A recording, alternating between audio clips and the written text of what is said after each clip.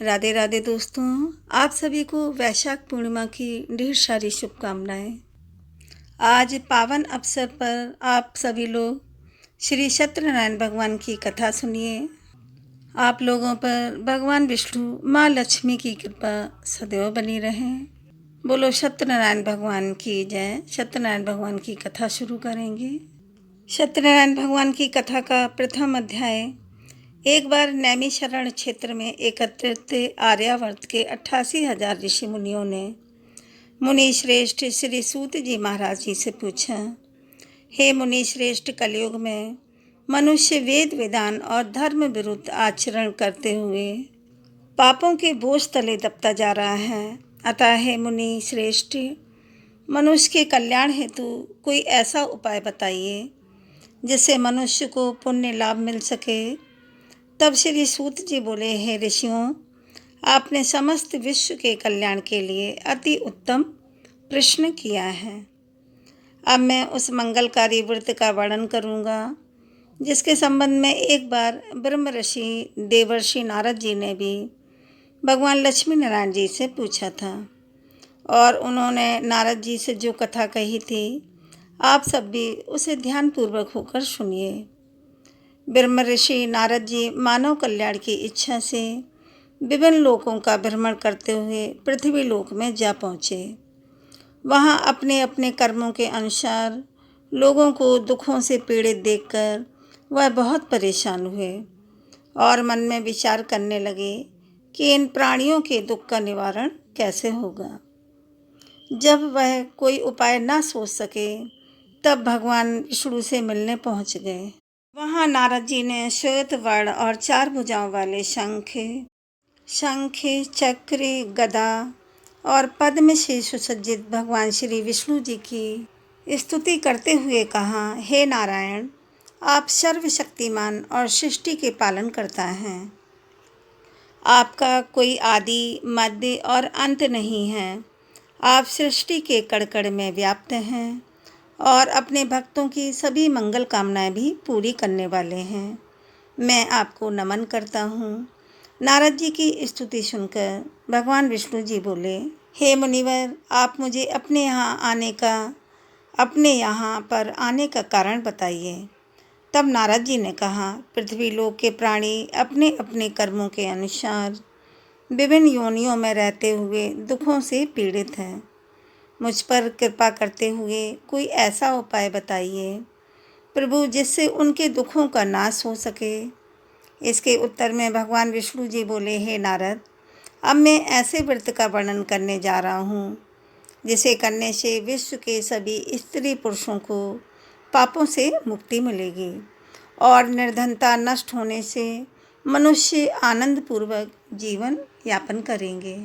श्री सत्यनारायण भगवान के इस व्रत को करने से जातक की सभी मंगल कामनाएं भी पूरी होंगी।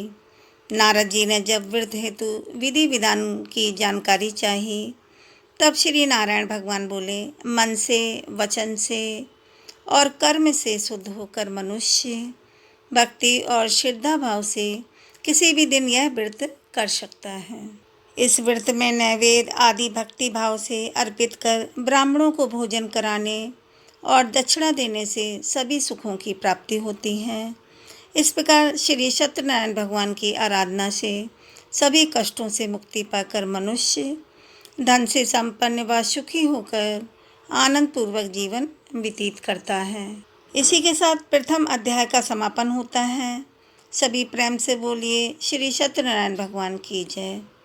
श्री सूत जी बोले, हे ऋषि मुनियों, अब मैं आपको उस निर्धन ब्राह्मण की कथा सुना रहा हूँ जिसने श्री सत्यनारायण भगवान का सबसे पहले व्रत किया। प्राचीन समय में वह निर्धन ब्राह्मण काशी में रहता था। भिक्षा मांगकर वह अपना जीवन यापन कर रहा था। ब्राह्मण की इस दुर्दशा को देखकर ब्राह्मणों से प्रेम करने वाले श्री सत्यनारायण भगवान ने एक दिन एक वृद्ध व्यक्ति का रूप धारण करके उसके पास जाकर आदर से पूछा, हे ब्राह्मण देवता, तुमने इस तरह घर घर भिक्षा मांगकर अनेक कष्टों को सहन करते हुए कैसे जीवन यापन कर रहे हो? तब उस दरिद्र ब्राह्मण ने कहा, हे मित्र, आय का कोई साधन न होने के कारण ही मैं भिक्षा मांगकर अपना जीवन यापन कर रहा हूँ। निर्धन ब्राह्मण की बात सुनकर बूढ़े व्यक्ति ने कहा कि हे मित्र, श्री सत्यनारायण भगवान का व्रत करने से सभी कष्टों का निवारण हो जाएगा। श्री सत्यनारायण भगवान की पूजा आराधना करने से तुम्हारी सभी मनोकामनाएं पूरी होंगी और तुम्हारे घर में धन, सुख, समृद्धि की वर्षा होगी। सुख समृद्धि की वर्षा होगी। ब्राह्मण को व्रत करने की विधि बताकर श्री सत्यनारायण भगवान अंतर्ध्यान हो गए। फिर निर्धन ब्राह्मण ने बूढ़े व्यक्ति द्वारा बताए व्रत को करने का निश्चय किया। उसे उस रात नींद नहीं आई। वह व्रत करने के बारे में ही सोचता रहा और रात भर श्री सत्यनारायण भगवान का स्मरण करता रहा। प्रातः उठकर सत्यनारायण भगवान का व्रत रखने का निश्चय किया। व्रत रखने का निश्चय करता हुआ वह निर्धन ब्राह्मण भिक्षा मांगने के लिए निकल पड़ा। भिक्षा मांगने के लिए निकल पड़ा। उस दिन उसे भिक्षा में बहुत सारा धन मिला। घर लौटकर उसने अपने आसपास के लोगों के साथ श्री सत्यनारायण भगवान की पूजा करने व उन्हें व्रत कथा सुनाने के बाद सभी को प्रसाद देकर स्वयं श्री प्रसाद ग्रहण किया। स्वयं भी प्रसाद ग्रहण किया। कुछ ही दिनों में ब्राह्मण की निर्धनता दूर हो गई और उसके घर में धन्य धान्य की वर्षा होने लगी। श्रेष्ठ मुनियों, हे श्रेष्ठ मुनियों, अब मैं आपको उन लोगों की भी कथा सुनाता हूँ जिन्होंने उस ब्राह्मण से भी श्री सत्यनारायण भगवान की व्रत कथा और महिमा सुनकर यह व्रत किया और उनके कष्ट भी दूर हुए। धन संपत्ति से संपन्न उस ब्राह्मण ने हर माह नियमित रूप से व्रत करते हुए जब अगले माह श्री सत्यनारायण भगवान का व्रत किया तो उस व्रत में बहुत से बंधु बांधव और मित्र सम्मिलित हुए। उसी समय एक लकड़हारा जो वृद्ध था वह वहाँ से गुजरा। उसे बड़ी प्यास लग रही थी, इसीलिए जल पीने की इच्छा से बूढ़े लकड़हारे ने लकड़ियों के गट्ठर को ज़मीन पर रखा और घर के आंगन में पहुंचकर उस ब्राह्मण से पूछा, हे ब्राह्मण देवता, आप किसका पूजन कर रहे हैं और इस व्रत को करने से क्या लाभ होता है? कृपा करके मुझे भी यह सब बताइए। बूढ़े लकड़हारे की बात सुनकर उस ब्राह्मण ने कहा, मैं बंधु बांधवों और परिचितों के साथ श्री सत्यनारायण भगवान की पूजा कर रहा हूँ।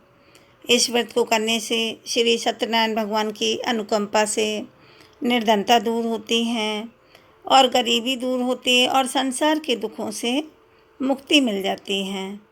ब्राह्मण से इस व्रत का वर्णन सुनकर बूढ़ा लकड़हारा बड़ा ही प्रसन्न हुआ। मन ही मन उसने भी श्री सत्यनारायण भगवान का व्रत करने का निश्चय किया। चलते हुए लकड़हारे ने मन में सोचा, आज लकड़ियाँ बेचने से जो भी धन मिलेगा उस धन से मैं श्री सत्यनारायण भगवान का पूजन करूँगा। ऐसा विचार करने से उस दिन लकड़हारे को लकड़ियों के बहुत से अधिक रुपए मिले। लकड़हारे ने उन रुपयों से केले, घी, दूध, दही, गेहूं का आटा और शक्कर खरीदा। फिर घर लौटकर लकड़हारे ने देवों के प्रिय नगरी काशी में श्री सत्यनारायण भगवान की पूजा की। उस पूजा में उसके परिवार के और आसपास के लोग भी सम्मिलित हुए। श्री सत्यनारायण भगवान की पूजा और व्रत कथा सुनने के बाद लकड़हारे ने प्रसाद बांटकर स्वयं श्री प्रसाद ग्रहण किया और स्वयं भी प्रसाद ग्रहण किया।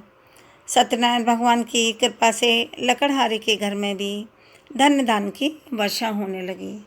उसकी निर्धनता दूर हो गई।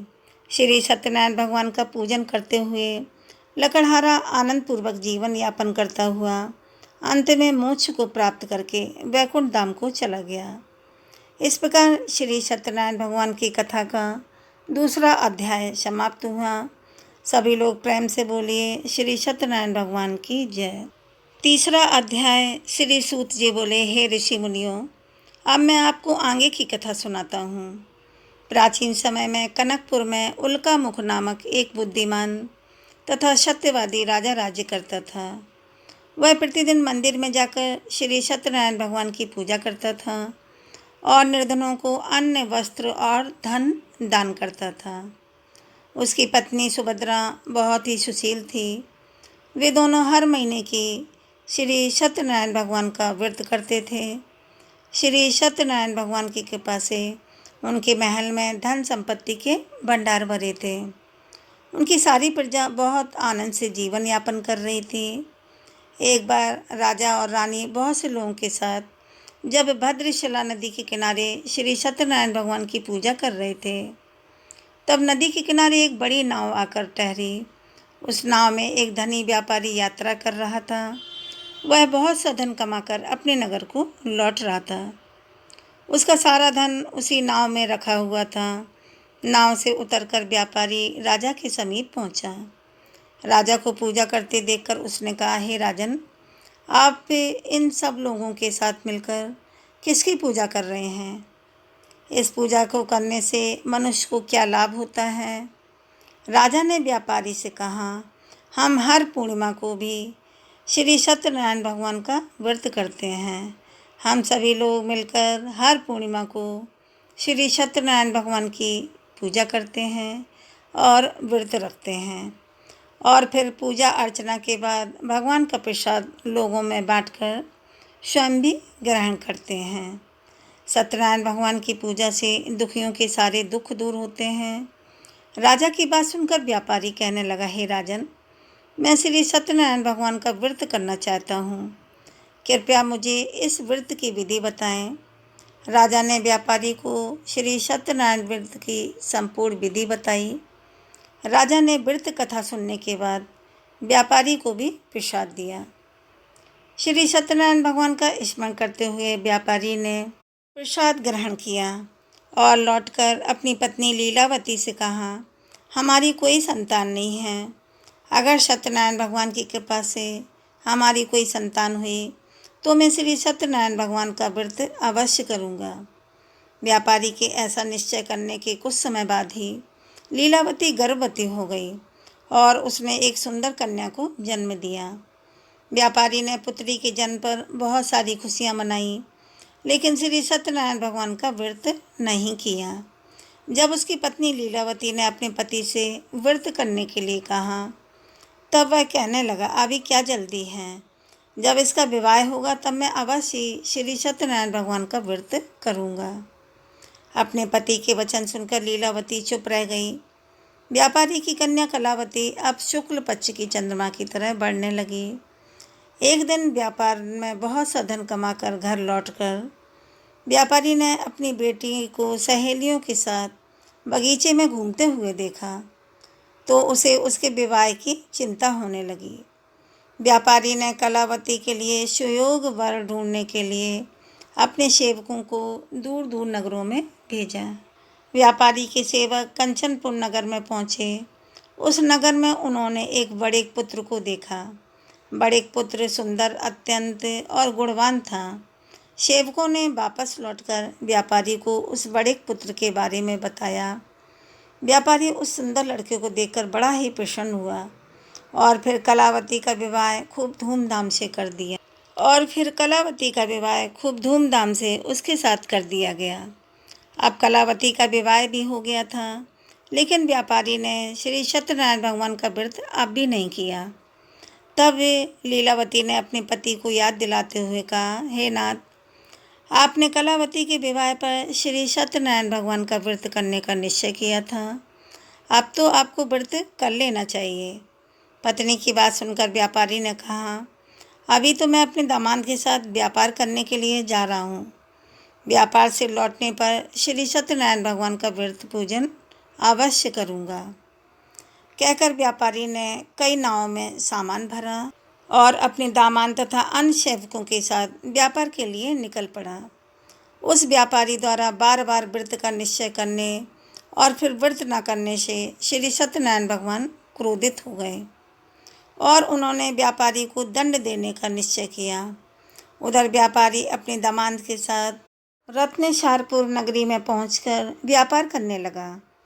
एक दिन कुछ चोर महल में चोरी करके भाग रहे थे। राजा के सैनिक उनका पीछा कर रहे थे। भागते हुए चोरों ने सैनिकों से बचने के लिए चोरी का सारा धन अवसर पाकर व्यापारी की नाव में छिपा दिया। उधर चोरों का पीछा करते करते सैनिक व्यापारी के पास भी पहुँचे और जब उन्होंने व्यापारी की नाव की तलाशी ली तो उन्हें नाव में राजा की चोरी का किया हुआ धन मिल गया। तब सैनिक व्यापारी और उसके दामाद को बंदी बनाकर राजा के पास ले गए। राजा ने उन दोनों को बंदी गृह में डाल दिया और उनका सारा धन ले लिया। श्री सत्यनारायण भगवान के प्रकोप से उधर लीलावती पर भी मुसीबतों का पहाड़ टूट पड़ा। उसे घर में चोरी हो गई और चोर सारा धन चुरा कर ले गए। अब तो घर में खाने के लिए अन्न भी नहीं बचा। भूख प्यास से व्याकुल होकर व्यापारी की बेटी कलावती एक ब्राह्मण के घर पर गई। उस ब्राह्मण के घर में उस दिन श्री सत्यनारायण भगवान की व्रत कथा हो रही थी। उसने भी बैठकर वहाँ पर व्रत कथा सुनी और प्रसाद लिया। घर लौटकर कलावती ने अपनी माँ लीलावती को सारी बात बताई। कलावती से श्री सत्यनारायण भगवान की व्रत कथा की बात सुनकर लीलावती ने भी व्रत करने का निश्चय किया। अगले दिन लीलावती ने अपने परिवार और आसपास के लोगों के साथ श्री सत्यनारायण भगवान की पूजा की।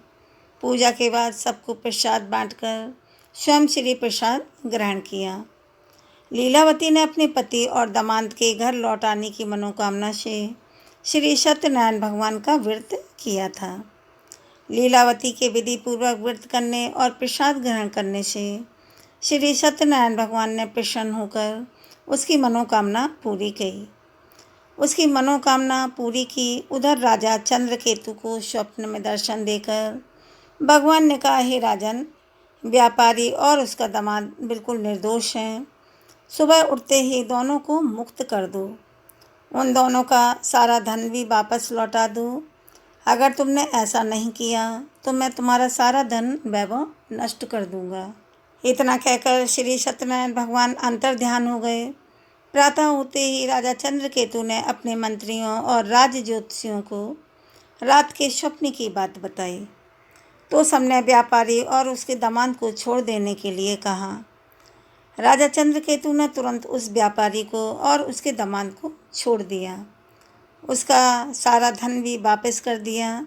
इस प्रकार श्री सत्यनारायण भगवान की अनुकंपा से व्यापारी और उसका दामाद दोनों खुशी खुशी अपने नगर की ओर चल पड़े।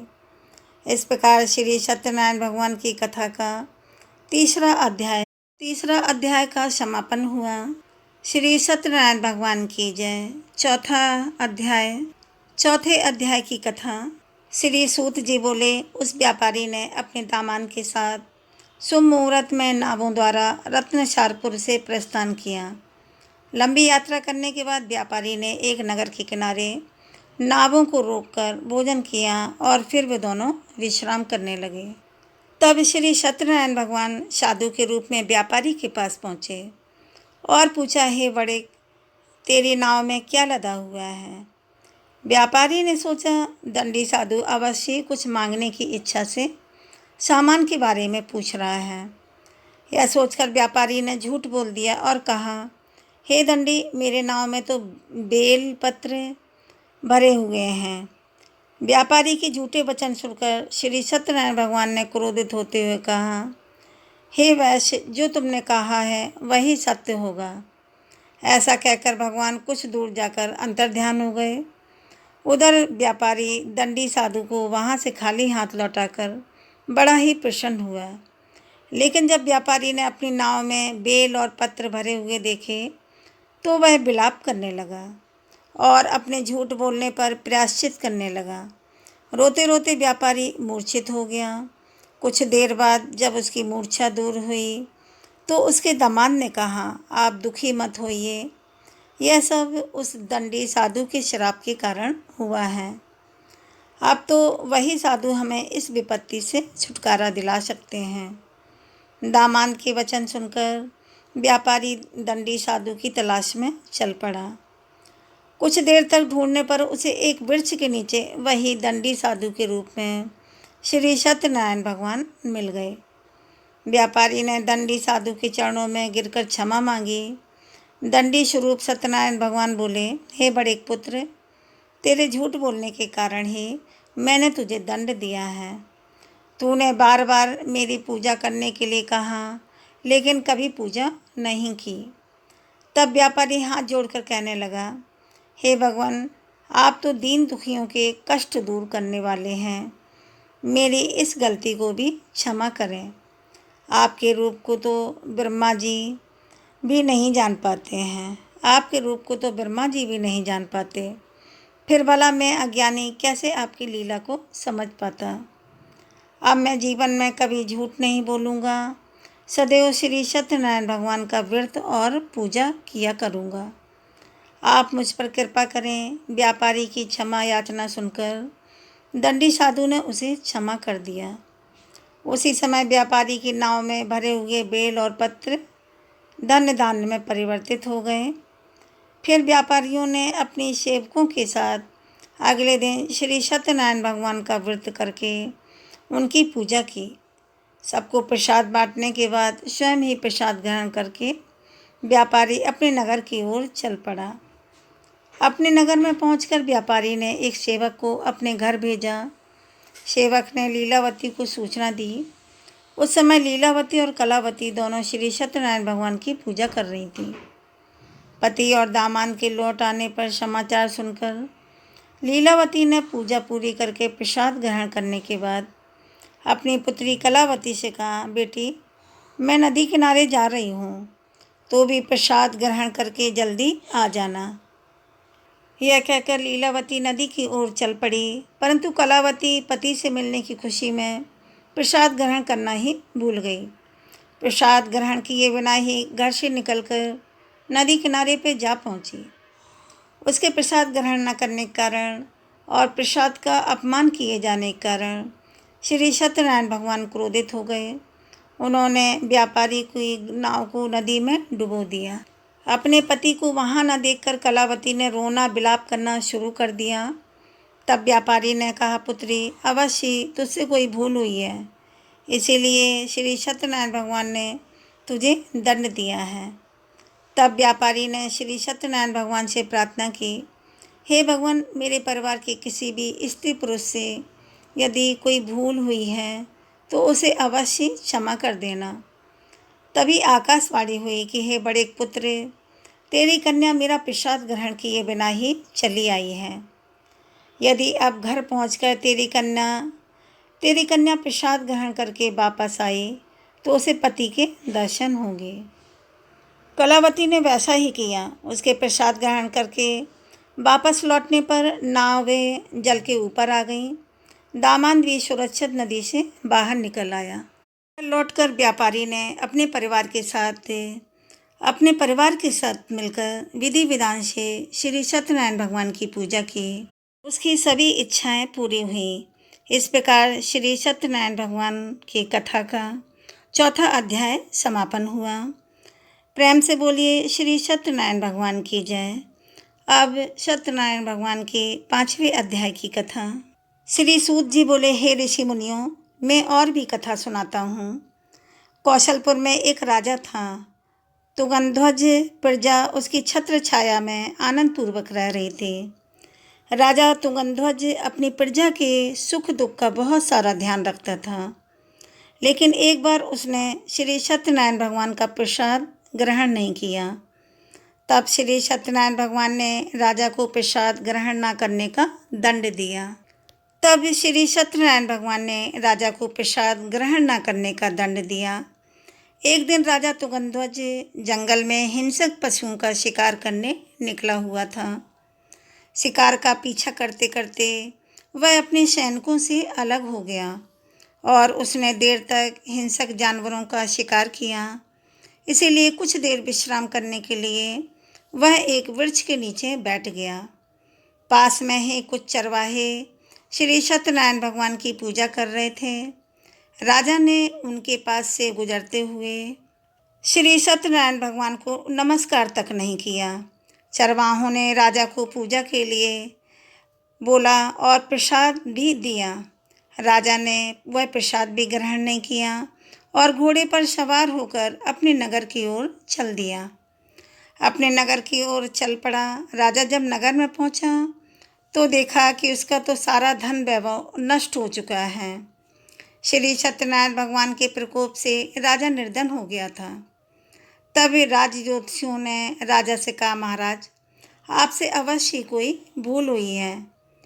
राजा ज्योतिषी ने राजा से कहा, है महाराज आपसे अवश्य कोई भूल हुई है। अगर आप उस भूल का प्रायश्चित कर लें तो सब कुछ पहले जैसा हो जाएगा। राजा को तुरंत अपनी भूल का स्मरण हो आया। अतः मंदिर में जाकर राजा ने श्री सत्यनारायण भगवान से क्षमा मांगी और उनकी पूजा की। पूजा के बाद प्रसाद ग्रहण करने से श्री सत्यनारायण भगवान की अनुकंपा से चमत्कार हुआ। राजा का खोया हुआ वैभव पुनः लौट आया। श्री सत्यनारायण भगवान की कृपा से जीवन के सभी सुखों का भोग करते हुए अंत में राजा मोक्ष को प्राप्त हुआ। इसी प्रकार श्री सत्यनारायण भगवान की पूजा और व्रत जो भी मनुष्य करता है उसकी सभी दुख, बाधाएं, चिंताएं नष्ट होती हैं। सभी कामनाओं को प्राप्त करके वह मनुष्य मोक्ष पाकर सीधे वैकुंठ धाम को जाता है। श्री सूत जी ने आगे कहा, हे श्रेष्ठ मुनियों, श्री सत्यनारायण भगवान के व्रत को पूर्व जन्म में जिन जिन लोगों ने किया उन्हें दूसरे जन्म में भी सभी तरह के सुख प्राप्त होते हैं। वृद्ध शतानंद ब्राह्मण ने पूर्व जन्म में भगवान श्री सत्यनारायण भगवान का विधि पूर्वक व्रत किया था। तब वे दूसरे जन्म में सुदामा के रूप में भगवान की पूजा करते हुए अंत में मोक्ष को प्राप्त करके वैकुंठ धाम को चले गए। उल्का मुख राजा अपने अगले जन्म में राजा दशरथ के रूप में मोक्ष को प्राप्त करके वैकुंठ को गए। व्यापारी ने मूरध्वज के रूप में जन्म लिया और अपने पुत्र को आरे से चीरकर भगवान की कृपा से वैकुंठ को प्राप्त हुए। राजा तुंगध्वज अपने अगले जन्म में मनु के रूप में जन्म लेकर सत्कर्म करते हुए मोक्ष को प्राप्त होकर वैकुंठ धाम को गए। ऋषि मुनियों, श्री सत्यनारायण भगवान का व्रत और पूजन मनुष्य को सभी चिंताओं से मुक्त करके अंत में मोक्ष प्रदान करता है। इस प्रकार श्रद्धा और भक्ति के साथ जो भी भक्त भगवान श्री सत्यनारायण भगवान की इस पावन कथा का श्रवण करता है, इस पावन कथा को सुनता है, उसके जीवन के समस्त कष्ट, दुख और बाधाएं धीरे धीरे समाप्त होने लगती हैं। उसके घर में सुख, शांति, समृद्धि और मंगल का वास होता है और मन में सदा आनंद और संतोष बना रहता है। जो भक्त सच्चे मन से इस व्रत को करता है और कथा का श्रवण करता है, उस पर भगवान की विशेष कृपा बनी रहती है। उसके सभी कार्य सिद्ध होते हैं, अधूरे कार्य पूर्ण हो जाते हैं। इसीलिए हम सभी को समय समय पर श्रद्धा और विश्वास और नियम के साथ श्री सत्यनारायण व्रत कथा का आयोजन अवश्य करना चाहिए। श्री सत्यनारायण व्रत कथा का पूजन अवश्य करना चाहिए तथा अपने परिवार और समाज के कल्याण के लिए प्रभु से प्रार्थना करनी चाहिए। ये श्री सत्यनारायण भगवान की कथा सभी मिलकर प्रेम से बोलिए, श्री सत्यनारायण भगवान की जय। सत्यदेव श्री सत्यनारायण भगवान की जय। प्रेम से बोलो, श्री विष्णु भगवान की जय। आज के आनंद की जय। श्री लक्ष्मी नारायण भगवान की जय। कथा का समापन हुआ। आप लोगों से प्रार्थना है कि चैनल को सब्सक्राइब करें। अगर आपने चैनल सब्सक्राइब कर लिया तो उसके लिए बहुत सारा धन्यवाद। वीडियो को लाइक व शेयर करें। कमेंट में हरि विष्णु लक्ष्मी अवश्य लिखें। राधे राधे दोस्तों।